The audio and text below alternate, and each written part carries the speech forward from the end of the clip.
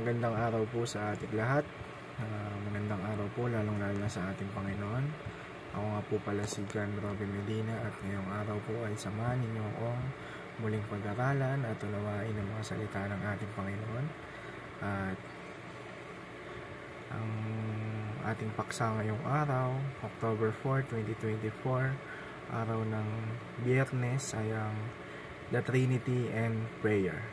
Yun po ang ating pamagat ng ating devotion ngayong araw.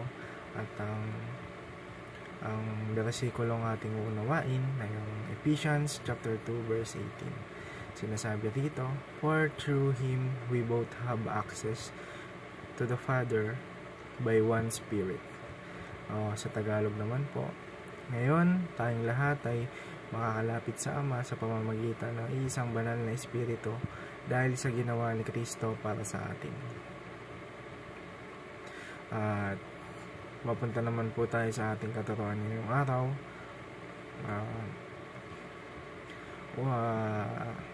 Unang-una po, people lost their access to God the Father. Mababasa natin sa Biblia na noong unang panahon ni Adan at Eva, nakakausap pa nila ng mukaan ang Diyos Amang makapangyarihan sa lahat. Binigay sa kanila lahat ng kailangan nila, lahat ng hingin nila binigay sa kanila ng Panginoon. Ngunit may isang utos lang yung Panginoon na kanilang nilabag. Yung pagkain ng mansanas o pagkain ng mansanas na gawa ng demonyo, o kumbaga lahat sinabi ng Diyos Ama kala Eva at Adan na kainin ninyo lahat ng bunga ng puno na makikita nyo maliban lang sa isang punong may bunga na mansanas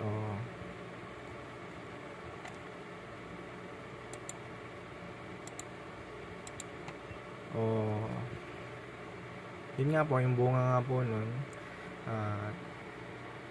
despite na binalaan na sila ng Panginoon, hindi pa rin nakinig sila Eva at Adan, kinain pa rin nila yung bunga nun. Kaya ayun, naputol yung relasyon ng tao sa Diyos. Simula nun, wala na silang connection sa ating Panginoong Diyos. Nawala na ng connection yung tao sa Diyos Amang makapangyarihan sa lahat. Sa ikalawa naman po sa ating katuruan ngayong araw, people can only access God through Christ. Yun nga po, dahil sa sobrang kasamaan na ng mundo, binigay ng Diyos Ama ang ating Panginoong Jesucristo upang tayo iligtas sa ating mga kasalanan, upang tubusin ang ating mga kasalanan. Binigay siya ng Diyos Ama sa atin, yung kaisa-isang anak niya, binigay niya sa atin upang magpakasakit at tubusin ang ating mga kasalanan. Si Jesus ang naging daan patungo sa Ama. Sabi nga sa John 3:16, "For God so loved the world that He gave His only begotten Son, that whoever believes in Him should not perish and have an eternal life." Hindi tayo makakarating sa Ama, hindi makakarating yung panalangin natin patungo sa Ama kung hindi dahil lamang sa pamamagitan ng ating Panginoong Jesucristo. At sa ikatlo naman po sa ating katuruan ngayong araw, people must be led by the Spirit and prayer.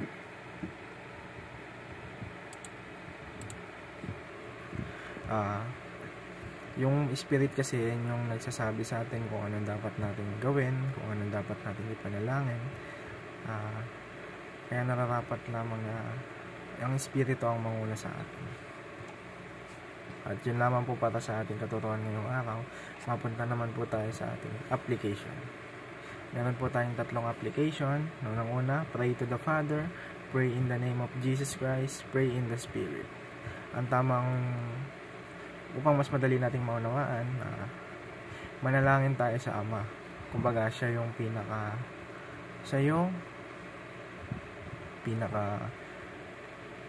yung goal natin sa kanya natin gusto natin iparating yung ating panalangin, yung mensahe. Pray to the Father in the name of Jesus Christ. Di ba nga kapag nananalangin tayo, kailangan in the name of Jesus Christ palagi ang ating sasambitin, dahil hindi tayo nananalangin ng tayo lang. Kaya nga binigay ng ating Ama ang ating Panginoong Jesucristo, dahil siya ang daan.